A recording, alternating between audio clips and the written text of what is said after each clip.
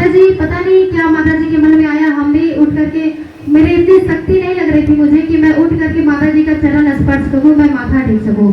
लेकिन ऐसी दया कृपा हो गई है परम पूज्य सदगुरु श्री माधव श्री मेरे ऊपर कि स्वयं माता जी उस फूल को अपने हाथ से मेरे मुंह में डाली, हमारे मुंह में खिलाई। ये मेरा परम सौभाग्य है कि माता जी ने मुझे अपने हाथ से प्रसाद दिया और वो फूल खा करके मैं सो गई। मुझे बहुत तेज नींद आ गया और मैं सो गई। ठीक उसके 10 मिनट के बाद मैं मम्मी से कही कि मम्मी हम जा रहे हैं नहाने, और वो ऐसे ही सोए हुए थे। तो सचमुच में इतनी दया कृपा हो गई मेरे ऊपर परम पूज्य सदगुरु श्री माता ऋषि के कि माता ऋषि के द्वारा स्वयं मुझे अपने हाथों से प्रसाद ग्रहण कराया गया, फूल खिलाया गया, और उस फूल को खाते ही 10 मिनट के बाद मुझे रिलीफ मिल गया, मुझे आराम मिल गया। और बाकी प्रभु जब मैं नहा वहा करके यहाँ पे आई और माता जी से चरणों में अर्जी लगाई, विनती लगाई कि महामाई की वजह से आज मैं आप सभी माँ भक्तों के बीच में हूँ।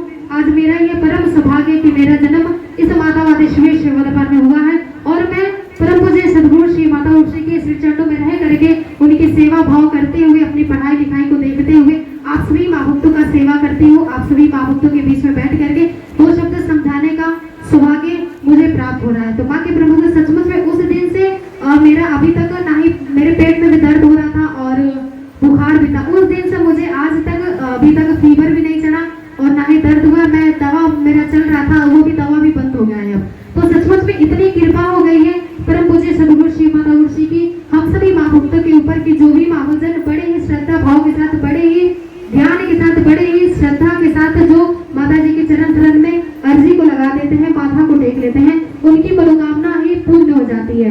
मैं बहुत सारी माँ भक्तों का इंटरव्यू लेती हूँ। अभी एक दीदी आई हुई थी, उनका बहुत ज्यादा उनका भी तबीयत खराब था, तो वो माता जी के चरणों में अर्जी लगाई थी। और वो पार्लर करती थी, तो पार्लर ही करती थी, लेकिन उनके तबीयत की वजह से, उनके तबीयत में गड़बड़ेशन आने की वजह से जो है कि उनका पार्लर ठीक से चल नहीं रहा था और उनकी बहुत ज्यादा उनको वीकनेस भी हो गया था।